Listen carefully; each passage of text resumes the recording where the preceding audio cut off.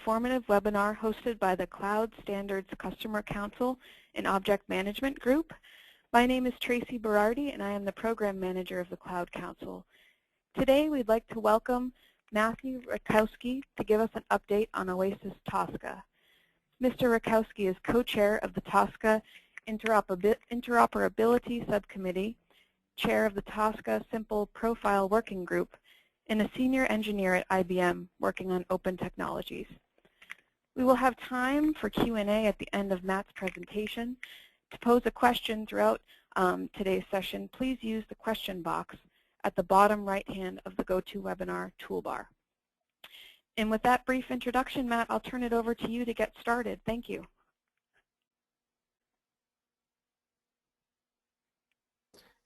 Thank you. Hopefully you can see my screen now. I work in the IBM software group, Open Technologies team, which means I work on open standards and open source technologies, among them OpenStack. And we're going to take you today through one of the standards I work on called TOSCA. We'll be covering topics such as basic questions about TOSCA, what types of challenges it covers and addresses for customers. We'll talk about the growing TOSCA ecosystem. We'll give a view of how TOSCA plays into DevOps. And we'll also talk about the most important aspects of TOSCA, which are the flexibility and portability it offers for cloud applications. What is TOSCA? Well, we'll say it's a new open cloud standard. It's been around for a couple of years, but it's evolving. It's new to many people. It's new in that we have lots of new areas that we've worked in. We're doing things in OpenStack. We have a heat translator. We're growing an ecosystem, which we'll talk about later. It's about application portability. We want applications to be written so that they can be moved around clouds, that an application written by one company or one vendor can be easily exchanged and ported to different clouds to enable robust cloud applications based upon a large ecosystem. TOSCA specifically defines applications as interoperable components with relationships to each other. What makes it somewhat unique is that they, which we'll go into as well, is that they declare their dependencies on other components, but can be agnostic of large parts of the ecosystem that they fit into, which makes them portable. What does this offer? It offers customer choice. It improves reliability because we don't have spaghetti applications. It reduces cost because you can reuse components, and it increases time to value. You can compose applications quickly, get them deployed and managed using these TOSCA components. What challenges does TOSCA address? Speed and accuracy, moving apps to cloud. It provides agility when adapting to change. We'll see some of this in terms of DevOps. And customer choice. You get to choose your vendors. When you compose things in TOSCA, you can choose which components you take from which vendor. What makes TOSCA modeling unique? Many people have different technologies they use to create applications, different scripting languages. What makes TOSCA unique? Well, it's a TOSCA modeling approach. What TOSCA does is it basically allows people to represent self-contained components for different parts of the web application, and we represent that in our models. Each component can relate to each other in terms of containment. That is, if you see on the web server tier on the left or the database tier on the right, you can see that a web application is contained by a web server, is contained by a web server tier or compute node, and those are related through TOSCA through a relationship. Each of those components are pluggable, so that if you want to switch out your web server or your compute node, you can easily do that with TOSCA models without disrupting the rest of your model. We also talk about in terms of connectivity. So we are able to, in TOSCA, in the models, through relationships, tie components that are dependent on each other together through connections.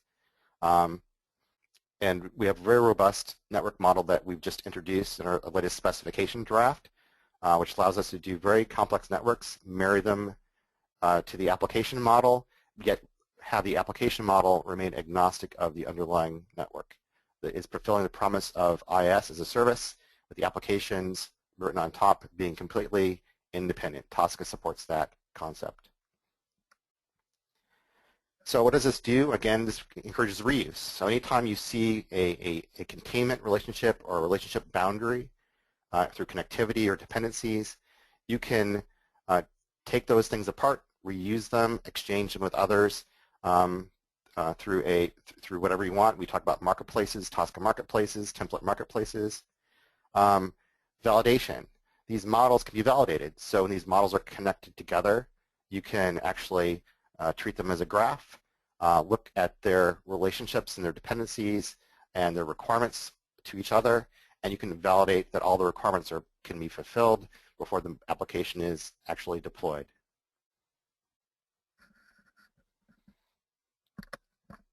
So you can see that going forward, then cloud providers, once you have a Tosca app that's portable, you can basically automate it. So the application itself, the sum total of it, declares its dependencies to the infrastructure. Therefore, cloud providers can actually say, I have these capabilities, and your application can choose which of those providers are best suited for your application's needs. And you can move them between different cloud providers as well easily. In terms of best fit, perhaps you have cloud providers that have very similar capabilities, but one might have, your application has a requirement that's expressed in the model, and one provider can actually indicate they support that requirement slightly better than another provider. So you can find the provider that best fits your application, yet it could run on both providers. It just might run on one better because of the requirements that are expressed from the portable application. So this avoids the lowest common denominator approach. You don't write your applications to the least common denominator. You don't say, I'll have to change my app to make it work on any provider, and even though I could be optimized on a better provider, if I had a better processor, I had security or other things, I can express those things in a model. I can say, I can run on these application provider platforms, clouds, but I can run better if you fulfill these additional requirements. My application can be tuned to run on these things. So it avoids that approach. I've mentioned the ecosystem a couple times. We've been demonstrating this vision of an ecosystem going back to last year. The Interops subcommittee, which I co-chair, did our first of a kind demo at EuroCloud, where the companies you see depicted by their logos on the left all got together and participated in this demo. What we did is we had a couple of vendors provide design tools that are able to create, manipulate, and change these Tosca models. They were able to work with the service marketplaces, conceptual marketplaces from IBM and SAP to basically upload their models. And then we had a number of cloud providers that were able to then allow customers to take applications that were published into these marketplaces and deploy them on any of their clouds, so showing that they could truly be portable. And then we actually had another vendor who actually was able to, once the applications were deployed, understanding the Tosca model and these relationships, were able to monitor the applications. So again, you see all the different ecosystem things connected together, that you have choice, that you can pick your design tools, you can publish it to whatever your own public or private marketplaces you might want to host, and then you can have choice of which clouds would actually deploy the applications. We actually demonstrated a agreed upon Sugar Serum application using all open standard components, MySQL, etc. But we also had SAP contribute 2 SAP applications, which were very complex, representative SAP applications that were also part of the demo, a CRM and ERP application. So in terms of lifecycle automation and DevOps, so another thing about Tosca modeling is we're not just deploy and forget. When we work with Tosca, Tosca models, Tosca components have the ability to have people who architect these models and applications to be able to prepare scripts and prepare functions and things to manage everything from change management to updates to all the way to termination, sunsetting an application to uninstall it, undeploy it. So, and that plays well in terms of DevOps. So architects can actually use Tosca to take patterns that for their applications that they want to express as models, model them in using Tosca semantics and constructs, and actually publish a template. These can be, abstract things that describe the model, how it scales, performance, scaling characteristics, things of that nature.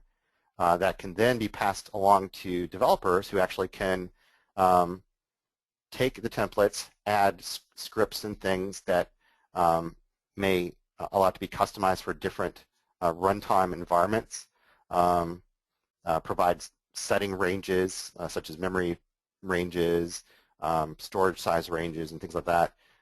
You can actually include scripts for different platforms if you want to into the same Tosca model. So you can provide scripts for different Linux platforms, scripts for different databases if you want to support the automatic changing of different types to different databases. That's all possible in Tosca, and developers can put those things into the model. Then build and test. So we can actually augment and parameterize the templates to feed in values to say you're actually going to be deployed on this developer cloud or this test cloud. And then you can actually provide different settings for those clouds and test things out. Again, all these things can be captured and built around the Tosca template and the Tosca model.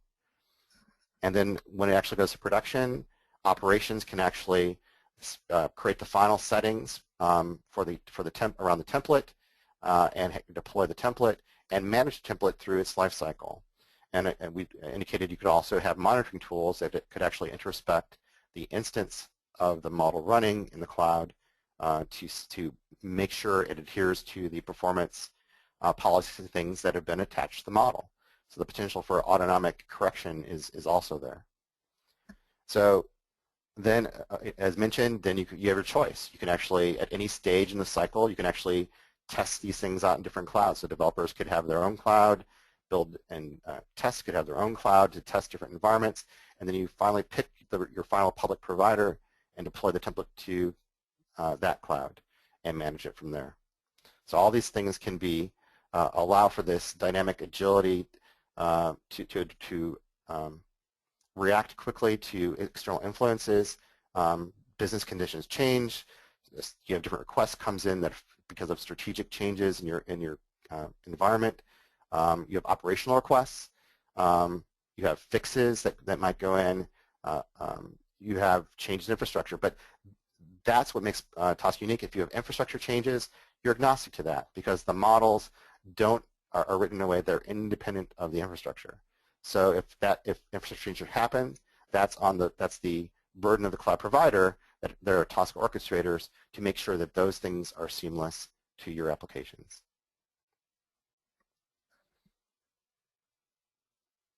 So in terms of reducing complexity, how do we do these things? Let's dig a little deeper. So you see depicted at the top a basic Tosca application inside of a service template. You see the components. You have an application, a database, hosted on different compute tiers, different VMs, if you will. And they have a network defined, and they have storage defined, and there's a scaling policy. Those are all encapsulated into the Tosca template and packaged. All the expert knowledge from your architects and your developers and test departments all have gone into this template. And the sum total of those are expressed from the model as application requirements. And so when the application is presented to the cloud provider, so you can see below we have 3 different clouds, A, B, and C. Each of them conceptually have very different underpinnings in hardware for their clouds. They have different network topologies, they have different storage capabilities, they have different perhaps virtual machine technologies. All of those things are masked from Tosca models, and what is expressed from the infrastructure providers are their capabilities. They say, I can do these things in a Tosca language. I have these capabilities, and when you express your application in Tosca, they can be matched to those requirements that are expressed by the application using Tosca semantics, Tosca types, and values. So what this means, you have a Tosca orchestrator that does the heavy lifting. It basically helps you take your template and automatically match and optimize the template's requirements based upon the provider's infrastructure capabilities. So this is how we achieve this portability. The Tosca orchestrator is the mediator that able to match these requirements to these capabilities of the provider. So this might be obvious, but if we write templates and have this ability to deploy on our choice of provider based upon their capabilities, this allows us to also then, if we have a problem, or if we find a better cloud provider, or because of business needs or business requirements, we want to move providers, or actually perhaps even we want to scale the application out to different regions or to different providers. It allows us to do that easily. So without having to redo the application and test it in a different cloud, you'll know that if you're a Tosca or cloud provider, have a Tosca orchestration capability, and that you'll be able to use them because they will interpret the application in the same way, and they speak the same semantics, and they can address your application requirements equally. So this, of course, provides the freedom to respond to any changes that we mentioned before, external influences, whatever it might be. The application model, the template that is created for this with all the expert knowledge, need not change. So our ecosystem, how are we doing since EuroCloud? So our specification version 1 was published last year, and that was the basis for our EuroCloud demonstration. We have growing awareness. OASIS, as an organization who is the standards organization that is the host to the Tosca Working Group, TC, has 600 member organizations, many participants from those organizations, and also individuals from many countries, 65 plus countries. Tosca itself is one of the most vibrant TCs in OASIS history, I would say, and growing. Industry analysts are recognizing that Tosca is a top standard. Forrester named us top 5 standard for this year in March. International standards are recognized as well. We're getting requests even as of last week from other international standards groups who want to figure out how they represent their standard and tie into Tosca. We believe that we will have with our membership that and our reach of OASIS that we have much adoption in China recently. With our advent of our network modeling capability, we're getting a lot of new interest in how Tosca's network models and its simplicity can be mapped to very complex actual physical networks. Lots of interest there. So in terms of interoperability beyond EuroCloud, we actually did a proof of concept with Open Data Center Alliance. And we just spoke just a few weeks ago at Open Data Center Alliance. We had 4 panelists from the TC there presenting. Tosca was one of the best attended, well-received, and highest-rated things at Open Data Center Alliance. So infrastructure providers are getting this. People at Open Data Center Alliance are people who provide the data centers for clouds. They appreciate and recognize Tosca as an important standard. In fact, I think there were 3 independent sessions on Tosca, and Tosca was mentioned almost at every session I went to, much to my great pleasure. Open source. One of the reasons we're growing is because we're making it real. We're actually, our group directly at IBM, and with partners like Huawei and Gigaspaces and others, are actually working together on open source code to create a reference implementation of a Tosca orchestrator along with the OpenStack Heat project. So that is making it real, and we're getting a lot of attention from people who are writing plugins and doing things with OpenStack who see Tosca as a way for them to avoid that lowest common denominator approach, so that we're not resolved to just creating some basic storage and basic compute in our apps and being happy with it, that we can actually take advantage of those plugins, that different OpenStack clouds will have different plugins for different types of network capabilities or different storage capabilities. The Tosca models can advantage those things when those are present at a cloud provider. So I implore you to learn more. What we want you to do is seek out and ask questions. The Tosca TC and everything we do is open. Our emails are open. Our calendar's open. If you want to figure out how your group organization can advantage Tosca, become a member, how to use the spec, how to help work with our open source efforts, etc., or just answer questions about how this helps you in more detail. If you want to give us your use cases or your applications and say, how do we do this in Tosca, we are more than willing to help you as a TC. We want you to understand all the promises and the things of Tosca. We're working very hard to make real, to increase the ecosystem, and to make sure that these things will be available to you on your clouds. So I provide a list of resources. They're available in the slides. But essentially, again, if you go to the Tosca TC, a lot of these pointers are on the TC homepage. We have a YouTube channel where we're going to be posting different videos of vendors. I think HP just posted a video last week of them running Tosca models. We have our EuroCloud demo. We posted one video. I think we're going to try and post another video next week of the Tosca networking on OpenStack. So that video channel hopefully will be a good resource to see what different customers are doing in terms of showcasing their Tosca orchestration capabilities. And of course, our distinguished chairs, Paul and Simon Moser, our first point of contact for any questions, and will help you figure out which group or how you want to participate in Tosca, what's the best way. I mentioned the ODCA event. I should note that Tosca TC members, we serve 6 companies at EuroCloud. At the ODCA event, we had 13 vendors who asked to have their logo and actually create a slide to showcase what they can do in terms of Tosca today and their commitment to Tosca going forward. So these are customers, these are companies that you listed. Visual Standards Organization, CloudML, I'll point out, is a company that is going to be working with Tosca to figure out how CloudML and Tosca can work together.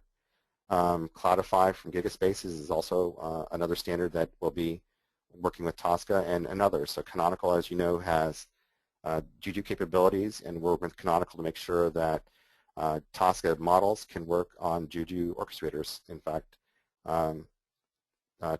Canonical's slide indicates that they are a Tosca orchestrator, so they'll be able to handle Tosca models as well. So I'll stop there and see if we have any questions. Great. Thank you, Matt. We do have some questions. First question is, can you supply a link to download these slides?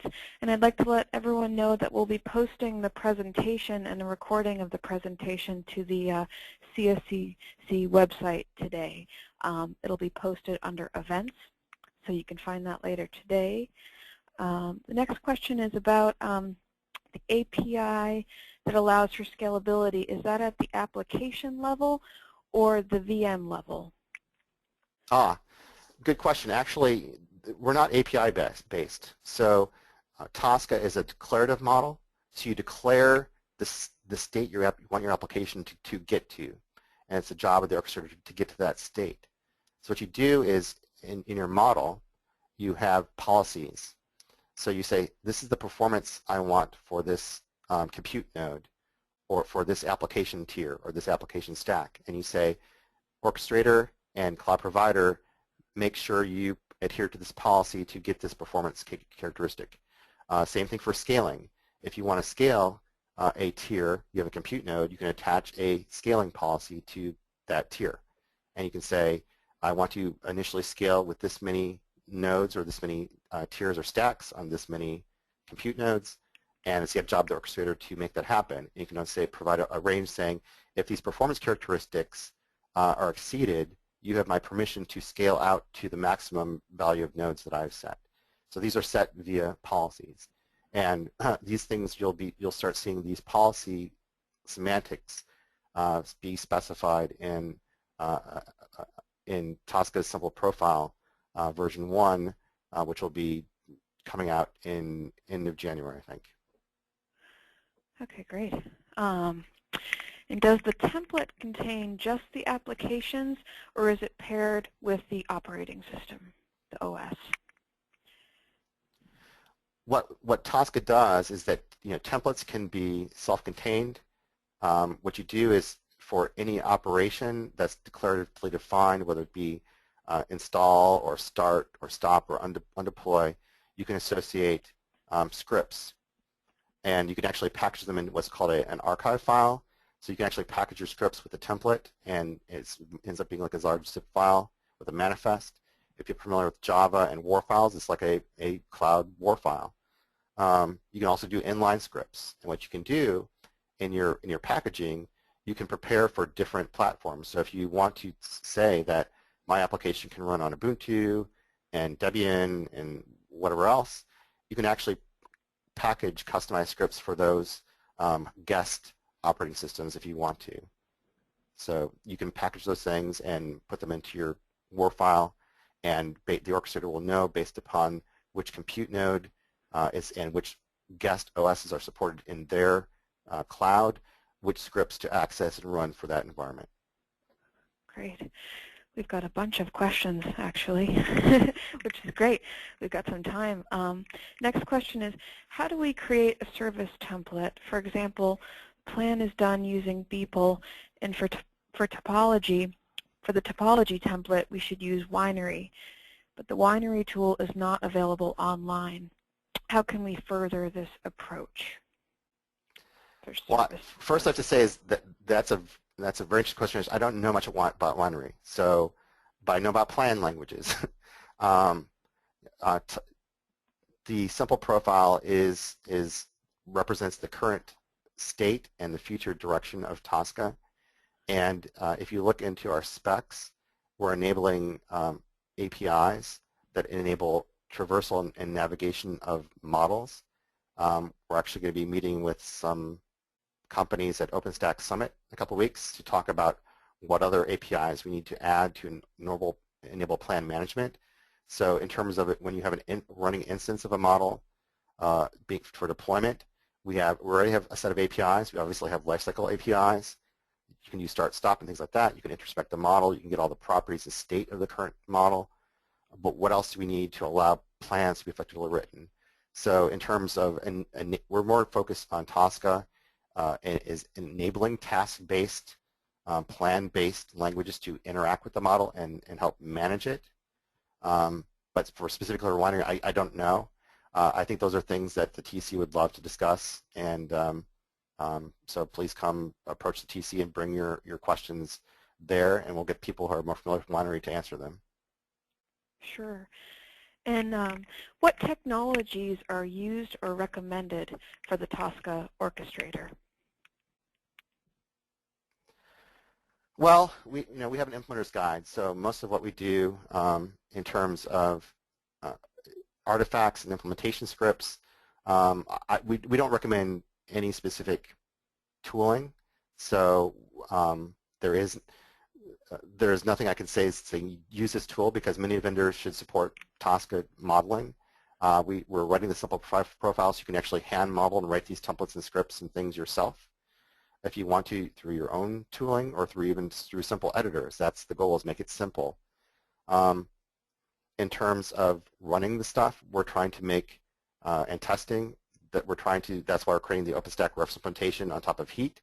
So you'll be able to test your models and run them on OpenStack directly, so in the OpenStack cloud. But any of the vendors who've listed themselves as part of your cloud or ODCA, the Canonical, IBM, of course, Fujitsu, Huawei, any of those companies who support Tosca as an orchestrator, Vnomic, we'll be happy to talk to you about their tooling and their clouds. Okay, next question. Where can we learn more about Tosca orchestration and how the mapping to provider clouds is done?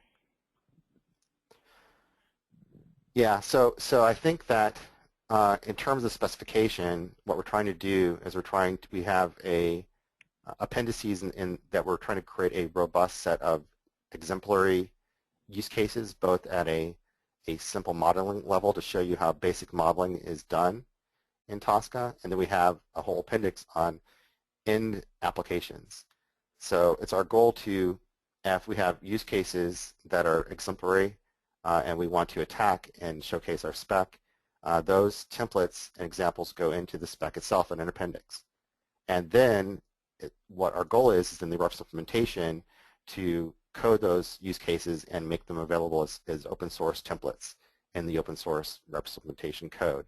So I think that's the best place to look for examples, and it's an evolving spec. So the scaling policies, the scaling capabilities are in there. The policy languages are going to be worked on over the next couple of months against high-level concepts for performance and things like that. So it's evolving, but watch the spec. Every version, every revision of the spec is publicly available on the Tosca TC website. And if you have a use case that we're not considering, we take those submissions. Even if you're not a TC member, you can submit it to the TC. Great. What about Tosca and HOT will combine? Tosca is XML-based and HOT is YAML-based. Did I say that right? YAML? Well, glad that question was asked because we left XML behind, I'll say, in terms of YAML. We understood that people developing in cloud like YAML. So simple profile is 100% YAML. All this new functionality I've talked about, policies, the requirement capability, the leading edge of requirement capability matching, the normative type system, all of that is YAML. We have a work item that we'll try to work to backport at a later date these functions back to the XML spec for those who invested and want to do things in XML. But we saw that people we were interacting with in the cloud space and developers and architects that YAML was the way to go. So everything in Tosca, everything we see in the REPS implementation in OpenStack, it's all YAML based, and it's convergent with HOT. So that means that if you write HOT stuff, that you'll be very comfortable writing Tosca stuff now. And in fact, it's my belief that Tosca models, in terms of the functionality we're adding, will be working closely and challenging the HOT language. And I'm hoping that at some point we have convergence. Okay. Let's see, we've got a bunch. What's the status of scaling policies, of the scaling policy specification, and does Tosca already support it? We have a scaling capability. Like I said, the policy language is just starting to be defined. In fact, it's probably going to be the deciding factor that holds up our spec, if anything does, in January, because networking agreement on a network model took so long, and we have the OpenStack Summit coming up, and many of our members are part of that and working on the implementation there. So we'll have a little loss of people thinking about this topic and working on it. But I think that we're about ready to address policies starting in November. So the next few months, you'll see these policies take shape. In terms of scalability, capability, that the declarative ability to say you can scale and some basic characteristics about your scaling, that's already in the current revisions of the simple profile. Okay. And what are the key differences between Tosca, Juju, and CloudML? First, I'll say I don't know much about CloudML.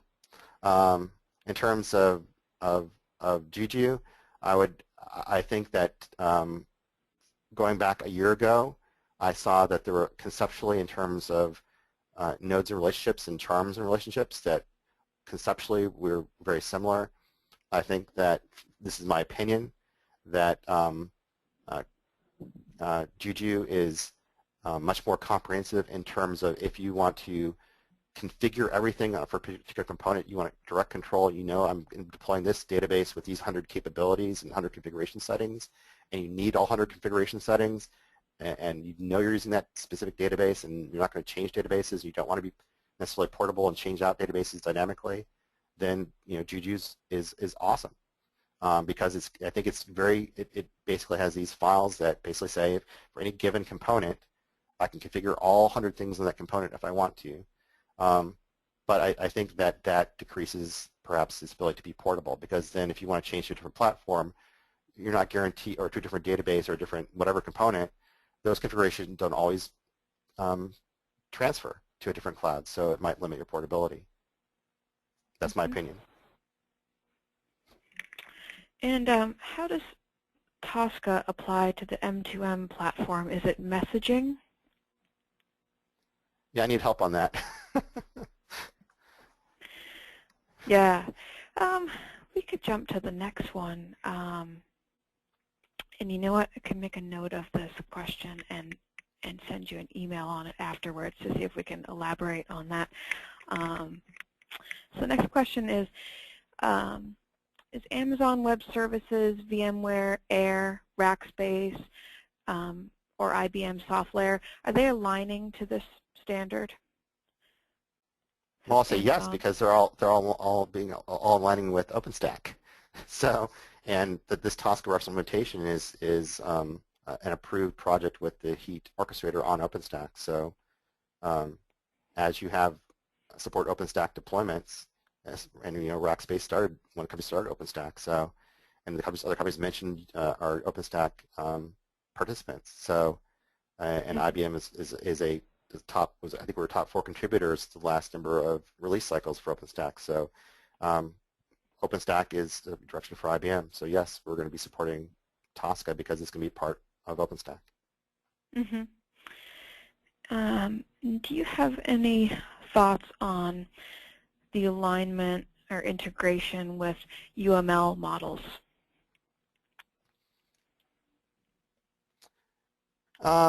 Really haven't given a lot of thought.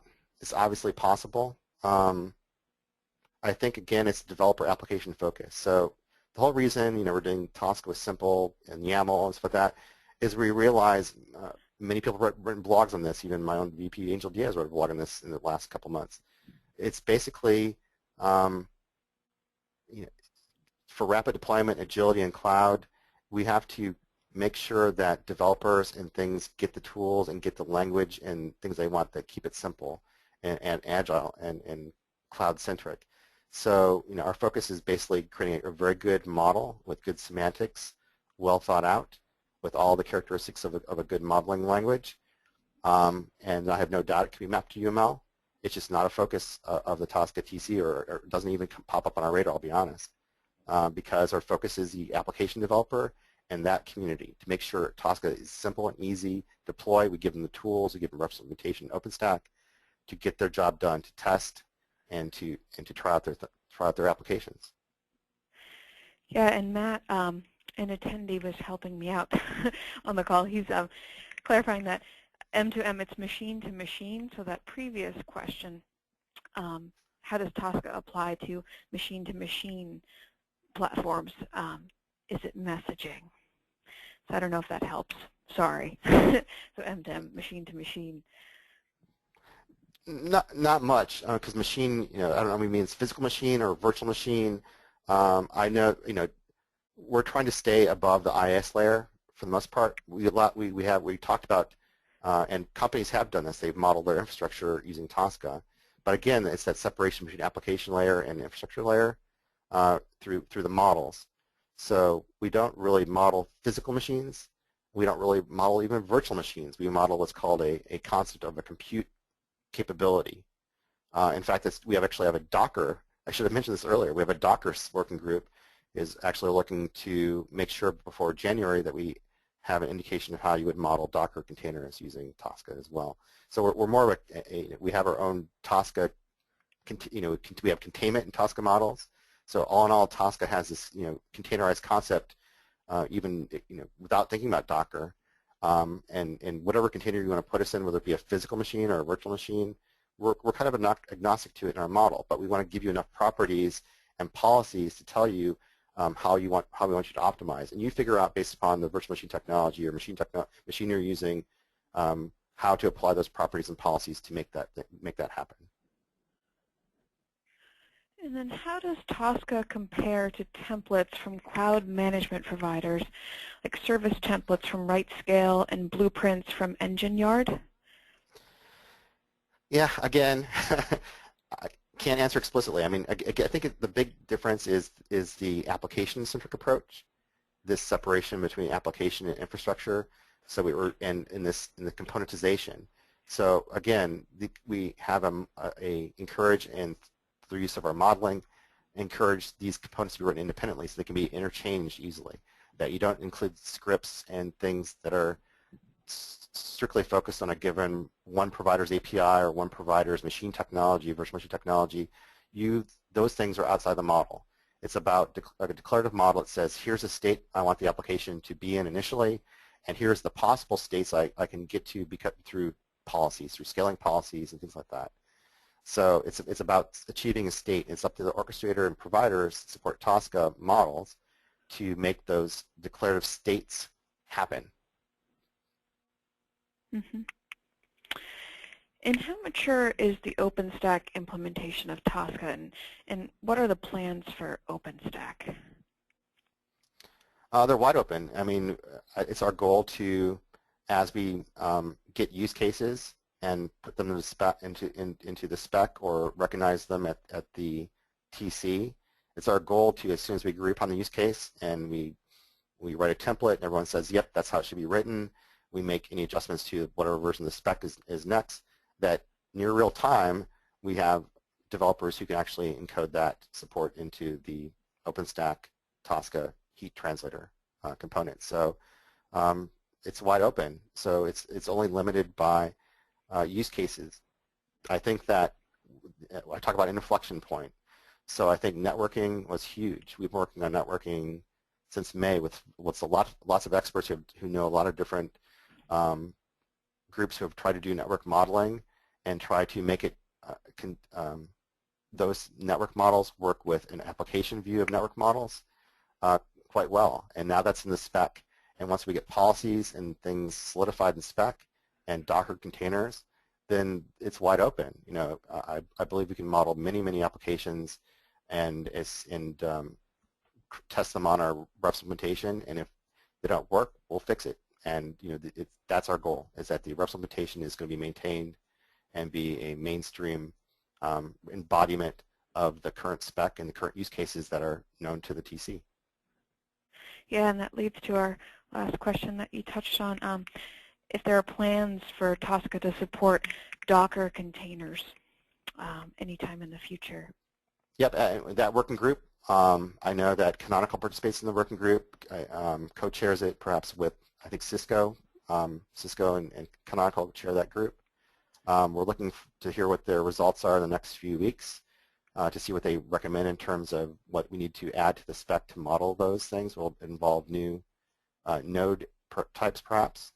I think that, and I think the idea of these capabilities, having be able to associate Docker containers and applications with the capabilities and requirements that they need, and communicate those down to the container provider, you'll see those things in the spec. You know, I want to make sure, you know, we've set a target date of the spec at the end of January, and hopefully we can get those things done with Docker and these policies in there. If not, I will make sure that we get it right, and the spec will only be published once Docker and those policies are done, even if it takes us beyond the January timeframe. Wonderful, and thanks, Matt, for sharing your knowledge with all of us today. On behalf of the Cloud Standards Customer Council, we really appreciate your time. If you wouldn't mind just advancing to the next slide, I just would like to invite everyone on the call, you know, to visit our website, cloudcouncil.org. We will be posting the presentation slides and a recording today.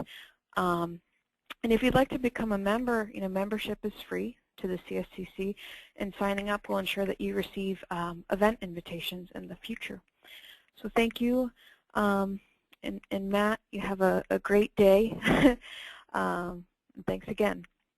Thanks, everybody, and hope we hear from you at the TC. Great. Okay. Bye, everyone. Thank you.